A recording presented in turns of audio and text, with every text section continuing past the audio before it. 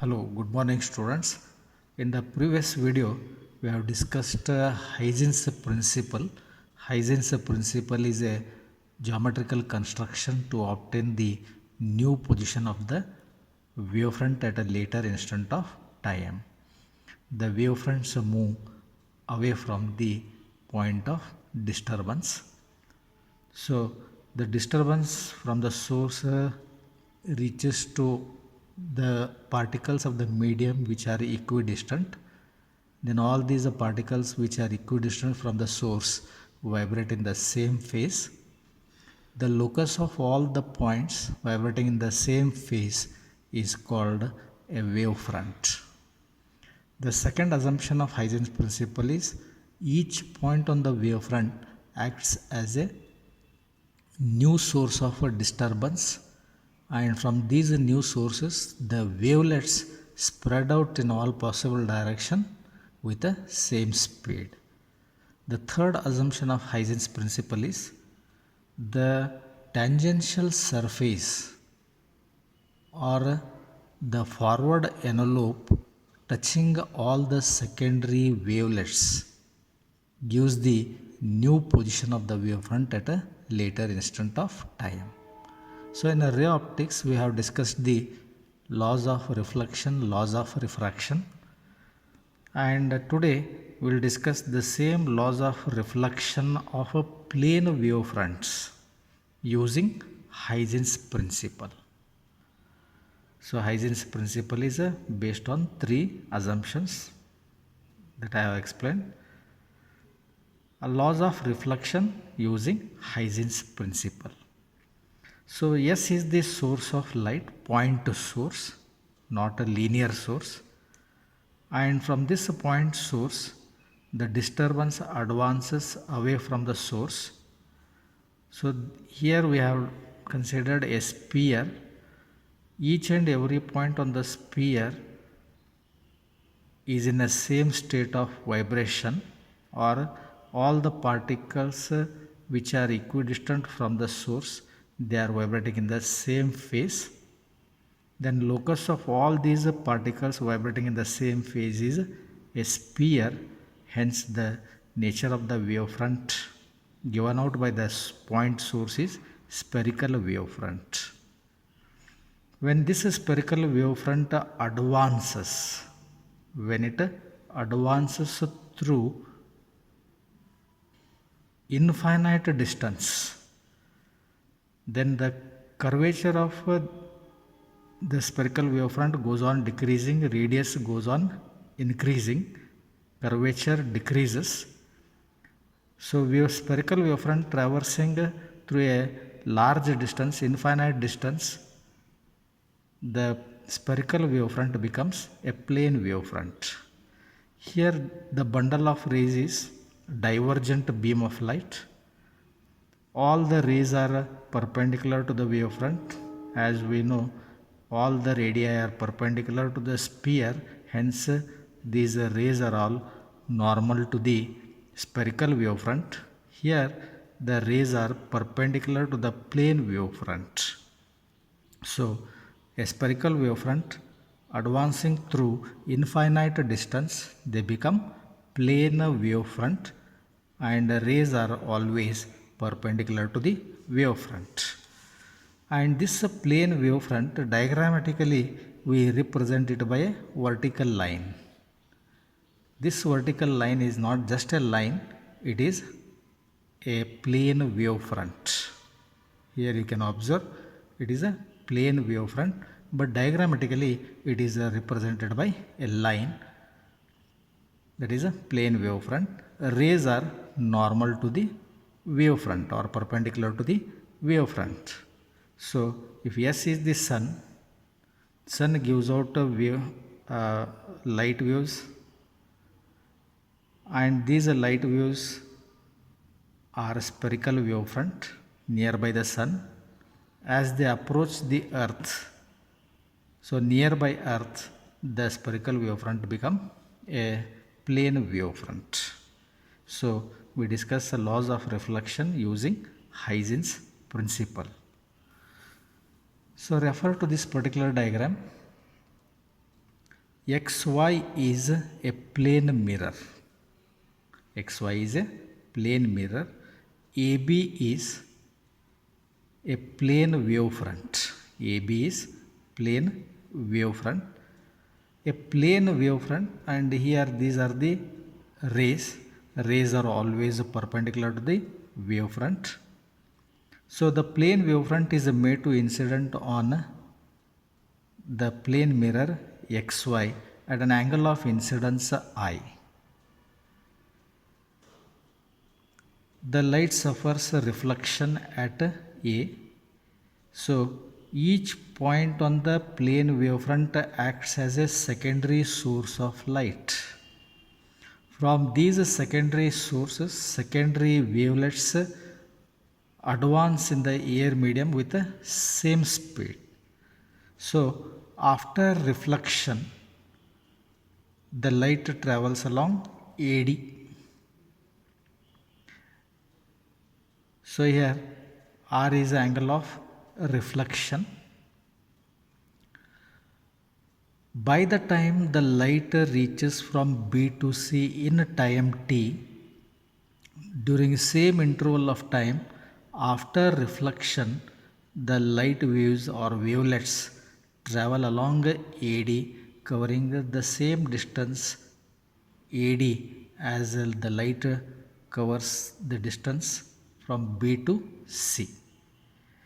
So this distance traveled by the light B to C and A to D is same in a time t. So distance traveled by light from B to C and A to D is same.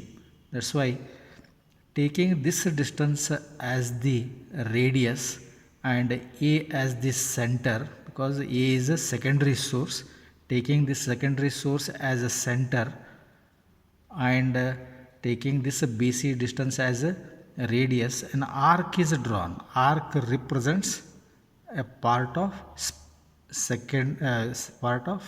wavelet. Arc represents part of wavelet. Then a tangential surface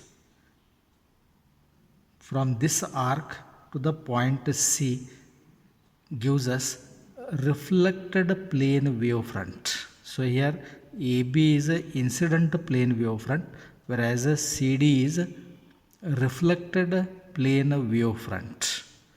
And reflected rays are perpendicular to the reflected wavefront CD. So here we write BC is equals to AD. By the time the light reaches from B to C, after reflection the light reaches from A to D. The distance traveled by the light from B to C is the same as distance traveled by the light from A to D, since the light is traversing in air medium. In air medium, the light travels with the same speed. So angle BAC is I.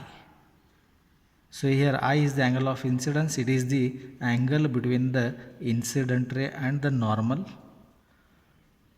And this incident ray is perpendicular to the wavefront AB, and normal is perpendicular to the mirror. That's why the angle between the wavefront AB and the mirror is also angle of incidence I. Then angle DCA is equals to angle of reflection R, because here angle of reflection R is angle between the normal and reflected ray. Both these normal and reflected ray are perpendicular to the mirror and the reflected wavefront CD. That's why the angle between the wavefront and the mirror is angle of reflection R. So angle BAC is angle of incidence, BAC is angle of incidence, BAC is angle of incidence, and DCA is angle of reflection. From a triangle ABC and ADC, here I have shown the ray is perpendicular to wavefront AB, that is a 90 degree. Similarly, here reflected ray makes 90 degree with a reflected wavefront. So from these two triangles we can write angle ABC is equals to angle CDA, that equals to 90 degree, since the rays are perpendicular to the plane wavefront.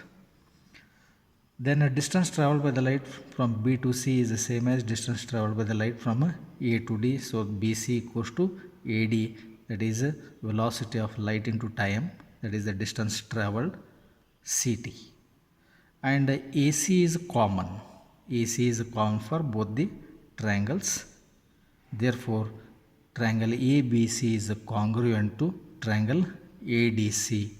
Hence, angle BAC is the same as angle DCA. BAC is I and DCA is R. Hence, angle of incidence is equals to angle of reflection. Hence, the law of reflection. The wavefront,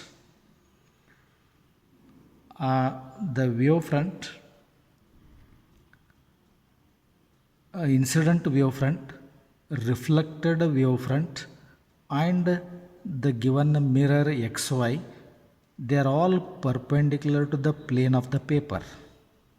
This is the plane of the paper. AB is perpendicular to the plane of the paper, CD is perpendicular to the plane of the paper, and even the mirror is perpendicular to the plane of the paper. That's why the incident ray, the normal, and the reflected ray all lie in the same plane. They all lie in the horizontal plane. So that is the first law of reflection. Then laws of refraction, that is a Snell's law using Huygens principle. For that, we consider an interface XY separating a rarer and denser medium. Rarer medium, let it be air medium, denser medium be water medium.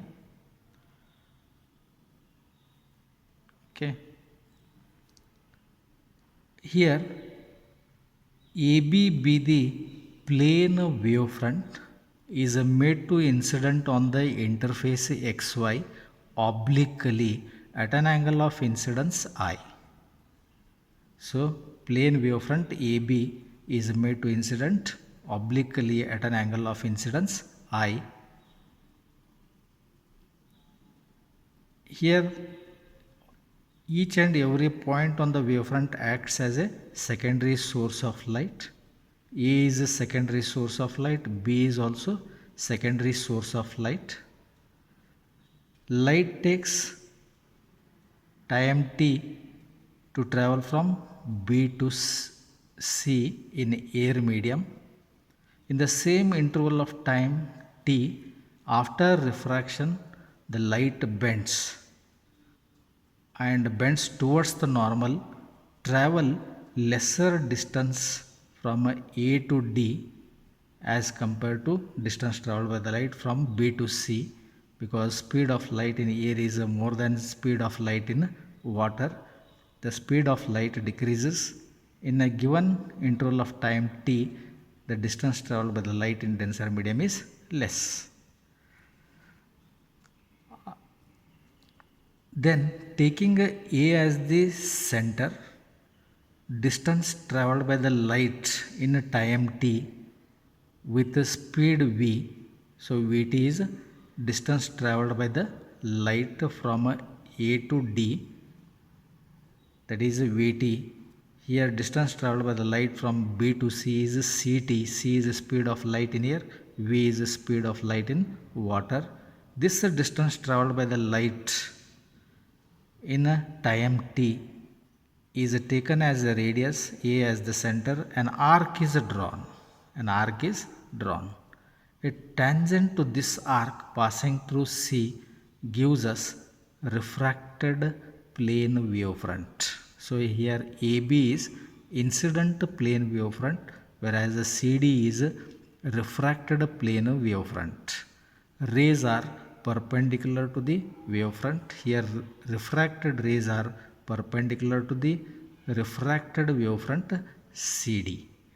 So here AB is a incident plane wavefront, CD is a refracted plane wavefront, I is the angle of incidence, R is the angle of refraction, R is the angle of refraction, I is angle of incidence, XY is the interface separating the two media, that is air and water, XY. So distance traveled by light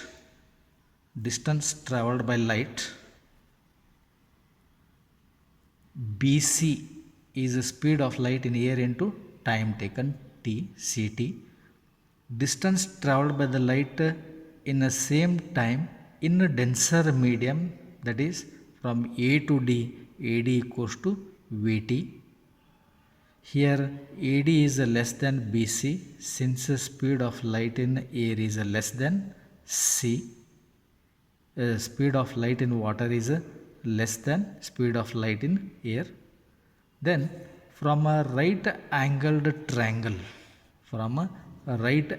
triangle ABC,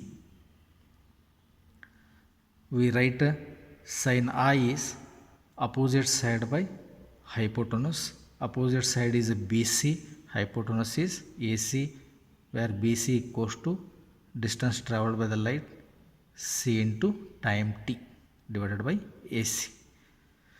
Here also in this figure, I is the angle of incidence.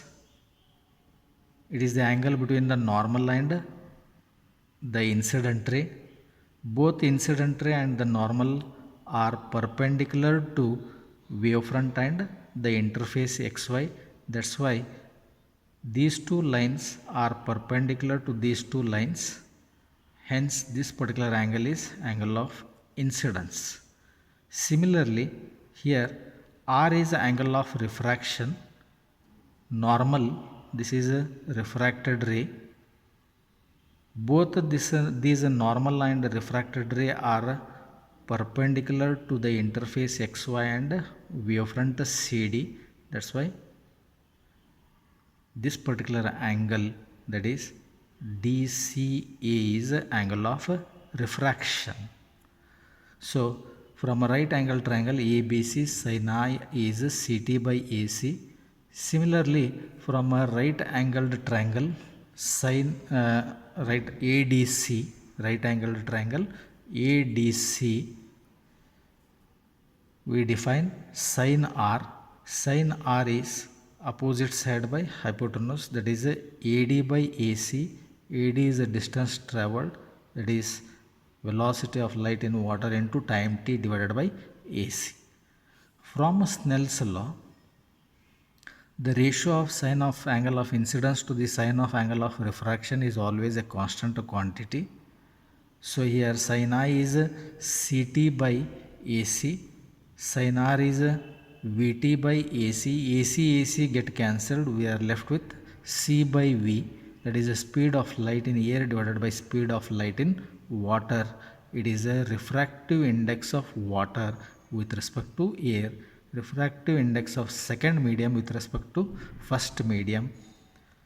This also can be written in terms of absolute refractive indices, that is absolute refractive index of second medium to the absolute refractive index of the first medium on cross multiplying N1 sin I equals to N2 sin R. N1 sin I equals to N2 sin R. This is a Snell's law of refraction. The first law is the incident ray, the normal and the refracted ray all lie in the same plane. Here in this particular case, the incident ray, the normal and the refracted ray all are lying in the plane of the paper. Since the wavefront AB, incident wavefront AB, refracted wavefront CD, and the interface, all the three are perpendicular to the plane of the paper. Hence the incident ray, the normal, the refracted ray all lie in the horizontal plane, that is in the plane of the paper. So the laws of refraction are verified on the basis of Huygens principle. Further,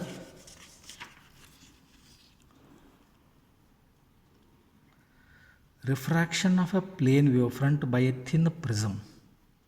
So here ABC is the principal section of the prism.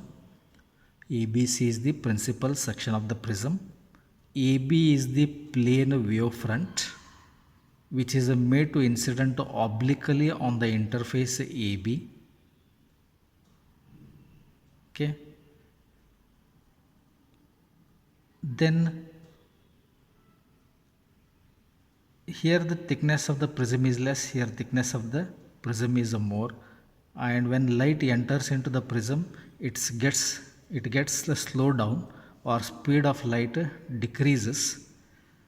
Then to emerge out it takes more time. By the time the light reaches from A to C, here already the light which has reached to this particular point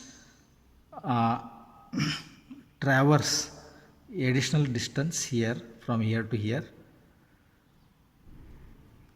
Then CD is a refracted wavefront, AB is a incident wavefront. So refraction of a plane wavefront by a thin prism.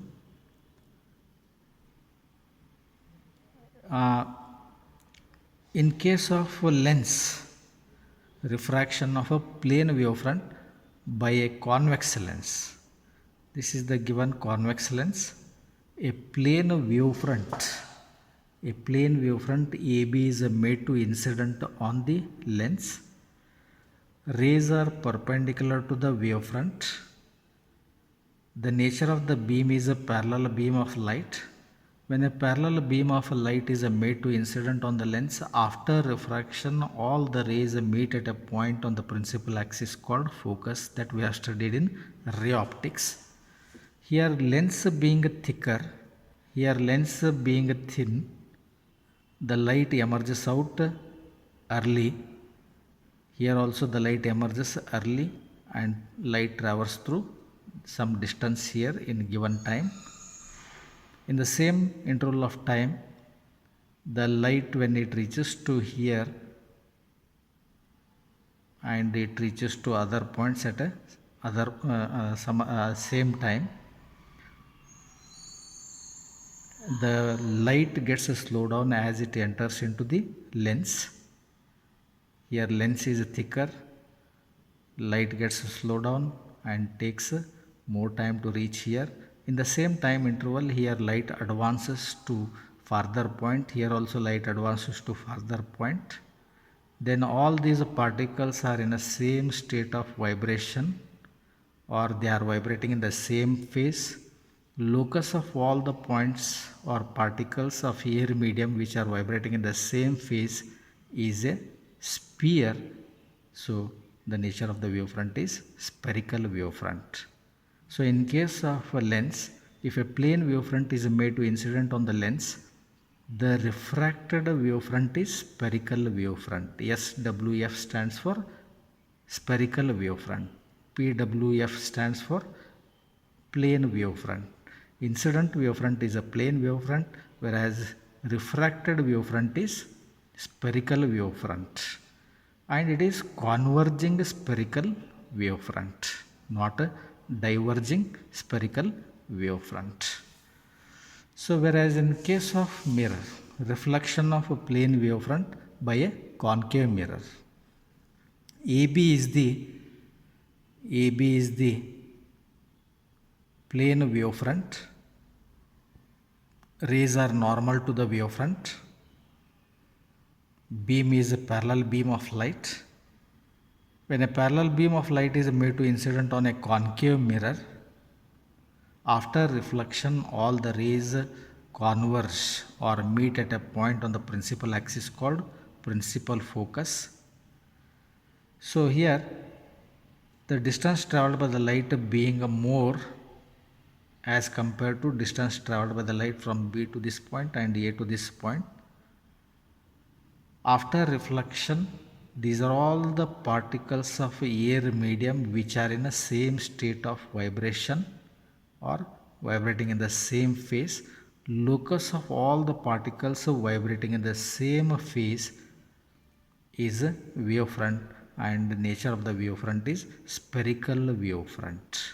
Incident wavefront is a plane wavefront, whereas the reflected wavefront is spherical wavefront. So try to draw such figures for a refraction of light through concave lens and reflection of light in convex mirrors. Okay. Further, Doppler's effect.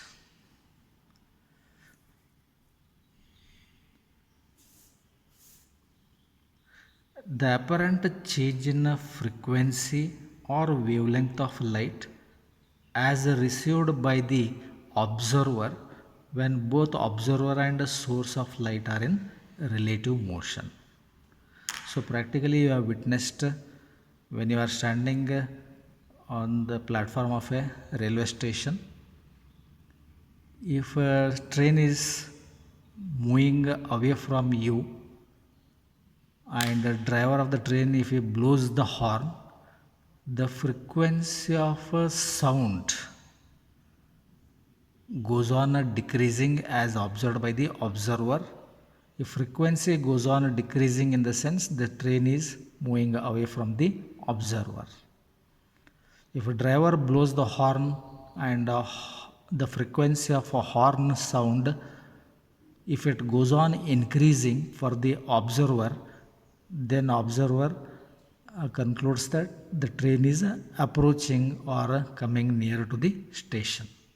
So when observer and source are in a relative motion, there will be apparent change in frequency as well as a wavelength if the observer and the source of sound or source of light are in relative motion.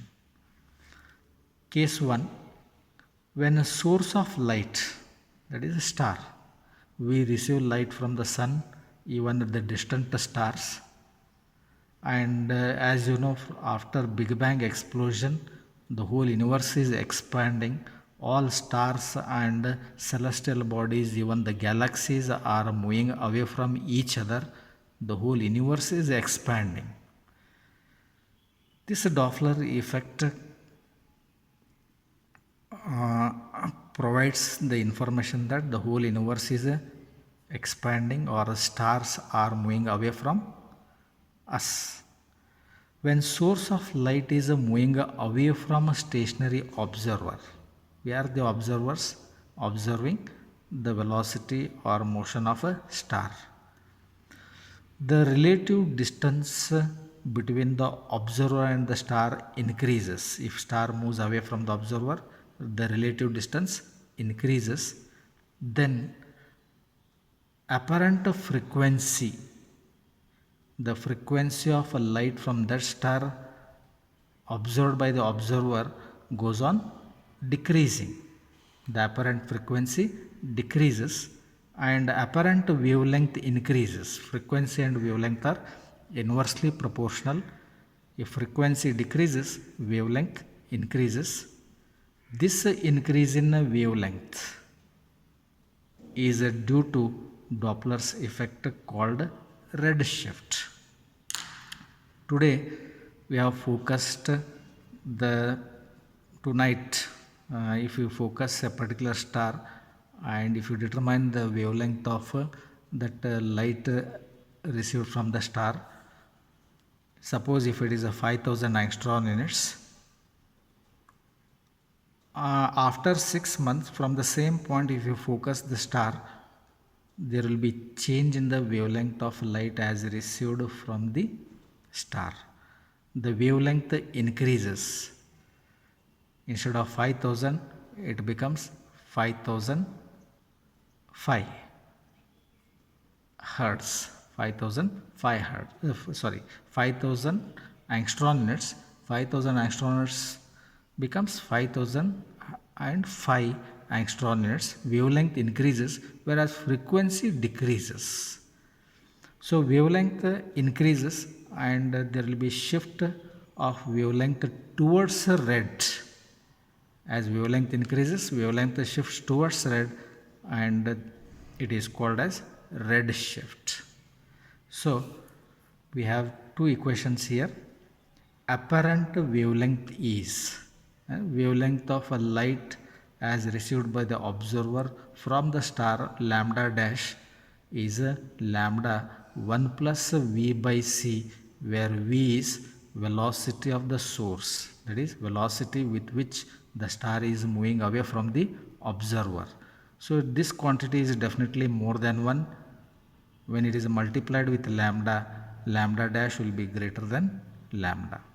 In other words, wavelength increases if the source of light is moving away from the observer. Whereas the apparent frequency is inversely proportional to wavelength. The frequency of light as received by the observer from the star f dash is f times 1 minus v by c. V is velocity of the source, c is the speed of light, and it is some fraction. When this fraction is subtracted from 1, the resulting quantity is less than 1, and if you multiply with f, then f dash will be less than f. In other words, frequency decreases if the source moves away from the observer.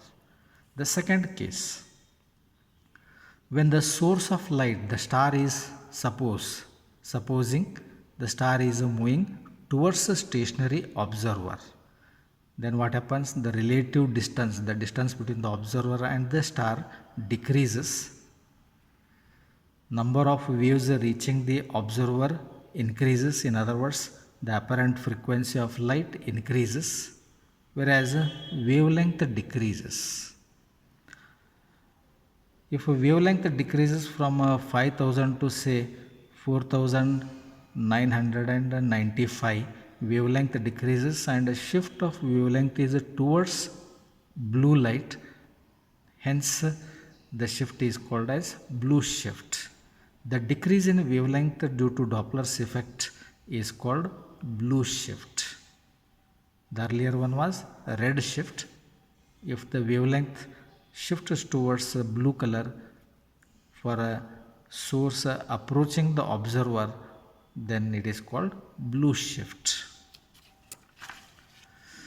Then apparent wavelength is given by lambda dash equals to lambda 1 minus v by c. This quantity is definitely less than 1. When it is multiplied with lambda, lambda dash is less than lambda. Wavelength decreases. Apparent frequency f dash is f times 1 plus v by c. So definitely this quantity is more than 1. Multiplied with f, definitely f dash is greater than f. So apparent frequency increases, whereas apparent wavelength decreases for a source of light approaching the observer. So this Doppler's effect is very important in astronomy. The radial velocity, the component of radial velocity Vr of a distant stars and galaxies is determined on the basis of Doppler's effect, and it is given by radial velocity Vr is delta f by f into c, where delta f by f is fractional change in frequency. So one need to make use of this particular relation to calculate the radial velocity of the stars which are receding away from the observer, since whole universe is expanding. Note, when source of light moves away from the observer, means the stars, galaxies are all receding away from the observer, then the radial velocity Vr is to be taken as positive. When the source of light moves towards the observer, then the radial velocity is to be taken as negative. So source moving away from the observer, radial velocity is positive. When the source of light is moving towards the observer, then the radial velocity, we have to take it as negative. So all equations for apparent wavelength, apparent frequency and radial velocity, they are valid only if a velocity of the source of light, means the velocity of the star, is very small compared to that of light. Light travels with enormous speed, that is 3 into 10 to the power of 8 meter per second. So the source must travel with less velocity as compared to the velocity of light, then only these equations are valid. So these equations are also valid if the velocity of the source is close to that of light. The Doppler's effect is valid, but we need to make use of the Einstein's theory, Einstein's special theory of relativity, or Einstein's special theory of relativity is required if the velocity of the source is close to that of light for all these equations to be valid, or Doppler effect to be valid. Okay, thank you.